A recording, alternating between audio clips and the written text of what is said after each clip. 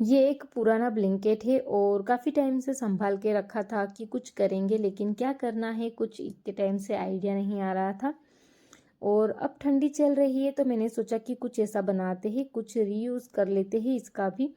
तो चलो करते हैं। यहाँ पर ना जो कॉटन का फैब्रिक होता है वो मैंने पानी में भिगो लिया है, ताकि ना जो कॉटन का फैब्रिक है वो थोड़ा सा कम होता है पानी में भीगने के बाद, तो जितना होना है वो हो जाए एक बार, इसलिए पानी में भिगो दिया। अब यहाँ पर मैंने वेलवेट का कपड़ा लिया है और लेंथ और जो चौड़ाई है वो आप अपने हिसाब से ले सकते हैं। और डबल फोल्ड करके दोनों ही फैब्रिक मैंने इसके ऊपर रख लिए है। और ये जो कॉटन का फैब्रिक है वो भी डबल में है और वेलवेट का है वो भी डबल में है। और वेलवेट का थोड़ा हमने एक्स्ट्रा लिया है साइड में से और हमें कट कर लेना है, थोड़ा एक्स्ट्रा 1-1 इंच जितना रखना है और ये हमने कट कर लिया है। अब ये वो ब्लैंकेट है जो काफ़ी टाइम से संभाल के रखा है और फेंकने का भी मन नहीं कर रहा था।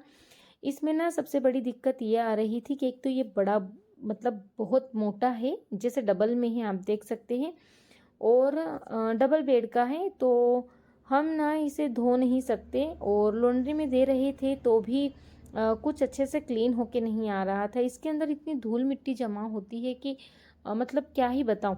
तो घर के अंदर पसंद नहीं कर रहे थे ये काफ़ी टाइम से इसे यूज़ करना, और धोने में बहुत ज़्यादा दिक्कत आ रही थी। अगर आपके पास ऑटोमेटिक मशीन है तो ठीक है, अगर नहीं है सेमी है तो ना इसको वॉश करना बहुत ही ज़्यादा मुश्किल है। और हम बाथरूम में भी इसको वॉश नहीं कर सकते, इसको गच्छी में ले जाना, गच्छी पर और फिर वॉश करना, ये सारी दिक्कतों की वजह से मम्मी ने रख लिया। और ना इसको वॉश करने के बाद भी ना इसको हम अच्छे से क्लीन नहीं कर पाएंगे, तो फिर संभाल के रख दिया। अब हम आज इसको यूज़ कर रहे हैं, इसलिए मैंने यहाँ पर सबसे पहले नीचे जो हमारा ब्लैंकेट है वो रख लिया है अच्छे से, और उसके ऊपर कॉटन वाला फैब्रिक और फिर उसके ऊपर ये जो हमारा वेलवेट है वो हमने बिछा दिया। कहीं पे भी सल नहीं आनी चाहिए। और यहाँ पर बीच में जो लाइन दिख रही है आप देख सकते हैं, जो कॉटन वाला फैब्रिक है उसमें ये जो सल है वो बीच वाली लाइन है बिल्कुल। तो ये यहाँ साइड वाला पार्ट और ये यहाँ वाला, मतलब कि मुझे मार्क करने की ज़रूरत नहीं है। अब यहाँ पर ये जो चेन है वो मैंने ली है और हमें चेन लगानी है, तो चेन को मैंने खोल लिया है, दोनों अलग कर लिए हैं। अब आप देख सकते हैं सबसे जो नीचे है वो है हमारा जो ब्लैंकेट, उसके ऊपर कॉटन और कॉटन के ऊपर हमने रखा है वेलवेट। और इसके बीच में जो वेलवेट है हमारा वो हमें नीचे की साइड, मतलब ऊपर जो हमें दिख रहा है वो उल्टा भाग है और नीचे की साइड सीधा रखना है। तो यहाँ पर थोड़ी थोड़ी दूरी पे मैंने पहले पिन लगा ली है और अब हमें चेन लगाना है। जहाँ पर हमारा जो फैब्रिक है ये कॉटन का, बीच में जो लाइन बनी हुई है आधा पार्ट जो है जहाँ पे, वहाँ से स्टार्ट करना है। तो हमें चेन को खोल लेना है और एक हिस्से से हमें यहाँ से शुरू करना है। तो उसको ना मैंने जो ये गद्दी सिलने वाला धागा आता है उससे ना मैं एक बार कच्ची सिलाई हाथ से कर लूँगी, ताकि ना दिक्कत ना आए मशीन में इसको सिलाई लगाते टाइम। और ना हमें चेन ऊपर साइड रखनी है, मतलब सीधा पार्ट चेन का, और जो हमारा वेलवेट का फैब्रिक है वो हमारा सीधा पार्ट रहे, ये चीज़ का ध्यान रखना है। और वेलवेट और जो नीचे फैब्रिक है कॉटन का वो दोनों ही आमने सामने सीधे होने चाहिए, दोनों ही एक साइड सीधे नहीं होने चाहिए। जो मतलब आप देख रहे हो जहाँ पर ये भी सीधा रखा है और वेलवेट भी उसके ऊपर सीधा, दोनों सीधे सीधे आमने सामने होने चाहिए, वैसे हमें रख के यहाँ पर सिलाई लगा लेनी है।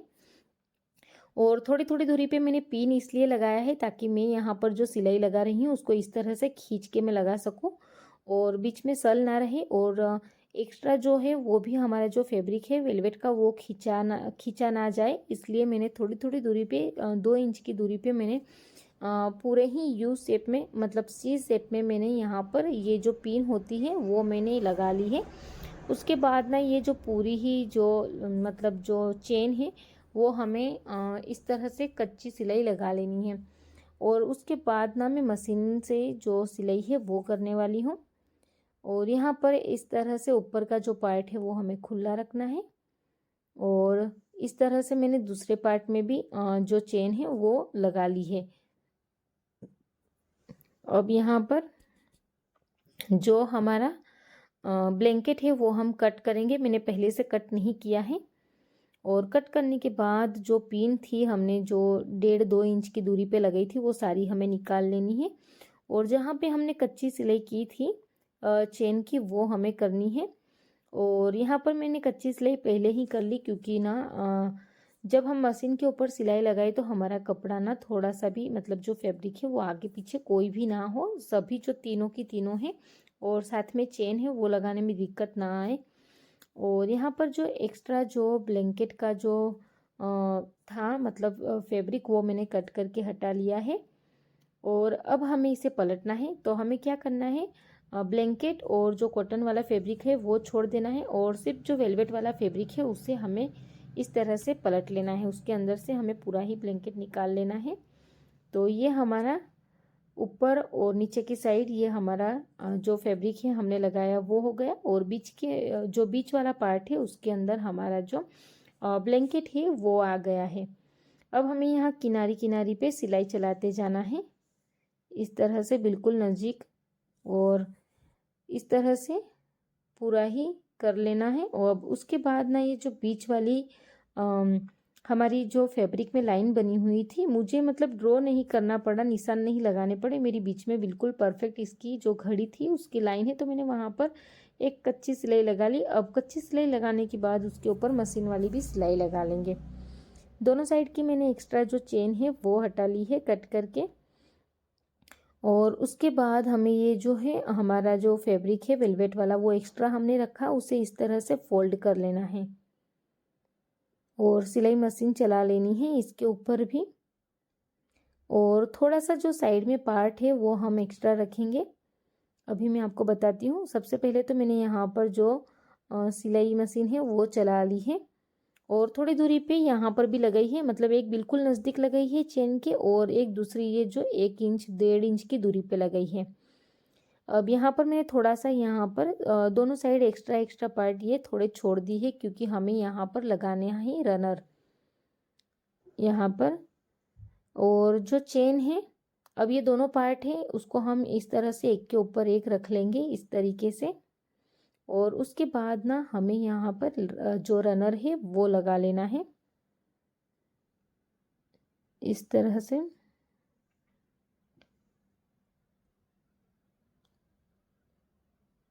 इस तरह से आप रनर लगा दीजिए। और फिर उसके बाद जो एक्स्ट्रा जो हमारा फैब्रिक है वो हमें फोल्ड करके, और फिर जो मतलब वहाँ पे सिलाई लगा लेनी है। और यहाँ पर ना पहले मैंने 2 रनर लगा लिए, जो मैंने गलती कर ली है वो मुझे बाद में निकालना ही पड़ा। तो आप एक ही रनर लगाइए, क्योंकि जो सिलाई है मतलब जो सिलाई काम है उसमें मैं भी थोड़ी सी मुझे इतना आइडिया नहीं रहता है। मैं भी थोड़ी कच्ची हूँ सिलाई के काम में, तो मैंने डबल लगा लिया, लेकिन डबल लगाने की कोई ज़रूरत नहीं, आखिरी में मुझे निकालना पड़ा था वो वापस। तो आप ना एक ही रनर लगाइए, और फिर जो एक्स्ट्रा खुला हुआ जो हमारा फैब्रिक है वहाँ पर सिलाई लगा लीजिए। अब यहाँ पर जो ब्लैंकेट था एक्स्ट्रा, उसका ना जो हमारा मतलब घड़ी करके जो हम स्लीपिंग बैग बना रहे हैं, वो वाला जो हिस्सा है उसी साइज़ के हिसाब से हमें यहाँ पर जो ब्लैंकेट है वो कट कर लेना है डबल घड़ी करके। और फिर उसी में जो उसी साइज से मैंने यहाँ पर जो ये पेपर है वो लिया है और डबल में फोल्ड कर लिया है। और उसके बाद यहाँ पर आप अपने हिसाब से जो भी आपको कार्टून बनाना हो वो ड्रॉ कर लीजिए। और ये जो सारे फर्मे हैं वो निकाल लीजिए। ये ऊपर का पार्ट हो गया, और ये दोनों आँखें हैं वो हो गई। अब आँख क्या, एक जो हिस्सा है वो रख लेंगे, और दूसरे हिस्से का जो राउंड है अंदर वाला वो निकाल देंगे। और सारे जो नाक वाला पार्ट है, जो लिप्स बनाए हैं, वो सारे ही पार्ट जो वो पेस्टिंग वाला बुकरम आता है उसके ऊपर रख के ना मैं यहाँ पर ड्रॉ कर रही हूँ। और उसके बाद मैंने यहाँ पर डार्क कलर वाला जो वेलवेट लेकर आई थी, और जो भी पार्ट है वो सारे मैंने वेलवेट के ऊपर ही रख के, और फिर इसको प्रेस करके इसे लगा लिया है। और इस तरह से फोल्ड करके हमें बिल्कुल नज़दीक किनारे से यहाँ पर सिलाई चला लेनी है। सारे ही पार्ट हमने रेडी कर लिए हैं। और अब हम यहाँ पर एक जो फैब्रिक है हमारा नीचे वाला वो है वेलवेट का, वो उसी साइज से हमें कट करना है जिस साइज से हम पिलो के लिए जो हमने पहले रेक्टेंगल शेप में जो ब्लैंकेट कट करके रखा था वो हमें उसी साइज़ में उससे थोड़ा सा बड़ा रख के नीचे वाला जो बेबी पिंक वाला फैब्रिक है वो कट करके रखना है। और फिर इस तरह से इसकी आईज, नोज़, लिप्स और ऊपर का जो उसके हम डार्क पिंक वाला जो हमने पार्ट बनाया बाल वाला, उसे ना हमें पिन से टक कर लेना है पहले, और उसके बाद वहाँ पर सभी के ऊपर हमें सिलाई मशीन चला लेनी है। अब ये रेक्टेंगल शेप में जो हमने पहले कट किया था उसके बीच के अंदर मैंने ना एक और मतलब जो ये हमारा ब्लैंकेट की कटिंग वो बीच के अंदर रख ली है। और फिर अब यहाँ पर सारी किनोरी पे मतलब साइड साइड में मैं सिलाई लगाऊंगी, और बीच में जहाँ पर हमने ब्लैंकेट की पट्टी रखी है और डबल वाली, और उस डबल के ऊपर एक छोटी वाली पतली सी और रखी थी, तो उसको ना भी मतलब उसको भी हमें सिलाई बीच में से भी चला मतलब हाथ सिलाई कर लेनी है। और फिर अब यहाँ पर ये मैंने इस तरह से सारी ही चीज़ें इसके ऊपर रख के सिलाई लगा ली है। लगाई नहीं है, मतलब अब लगाऊंगी। तो ये जो हमारे इसके जो कान बनाए हैं वो इस तरह से अंदर की साइड रखने हैं, और जो हमारा कॉटन वाला फैब्रिक है ना वो उसके ऊपर उल्टा करके रखना है। और फिर वहाँ पे हमें जो साइड की जितने भी हमारे कोने हैं मतलब बॉर्डर है, वहाँ पे हमें जो पिन होती है उससे टक कर लेना है, और फिर सिलाई चला के इसे हमें इस तरह से पलट लेना है।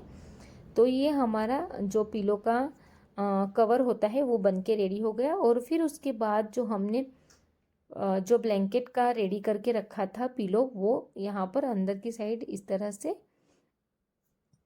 तरह से जमा के रख लेना है।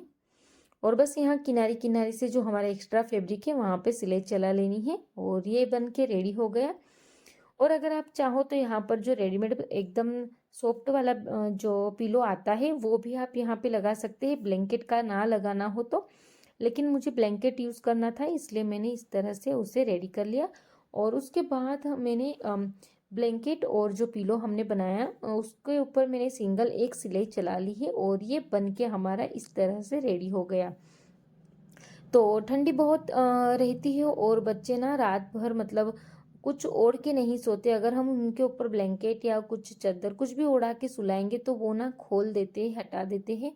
और ये स्लीपिंग बैग है, अगर इनके अंदर सोते हैं बच्चे तो कम से कम हमें एक दिक्कत मतलब एक टेंशन नहीं रहती रात भर की हमारा बच्चा खुला है, कुछ ओढ़ के नहीं सोया है। तो बस वो इसी वजह से मैंने ये एक जो मेरा ब्लैंकेट था पुराना, तो उसे धो के और फिर मैंने इसे यूज़ किया है, तो मुझे वो दिक्कत नहीं रहेगी कि अंदर से ब्लैंकेट ख़राब है। उसे अच्छे से क्लीन कर लीजिए और फिर आप इसको यूज़ कर लीजिए। और अब जो ब्लैंकेट है उसके अंदर धूल मिट्टी जाने की दिक्कत नहीं रहेगी, क्योंकि उसके ऊपर ना हमने इस तरह से फैब्रिक लगा लिया है, और छोटा भी हो गया है ब्लैंकेट, तो धोने में भी इजी रहेगा। और अगर आपको ये अच्छा लगा हो और मेरी चैनल पे नए हो तो जाते जाते सब्सक्राइब जरूर करें, सपोर्ट करें। जय श्री कृष्णा।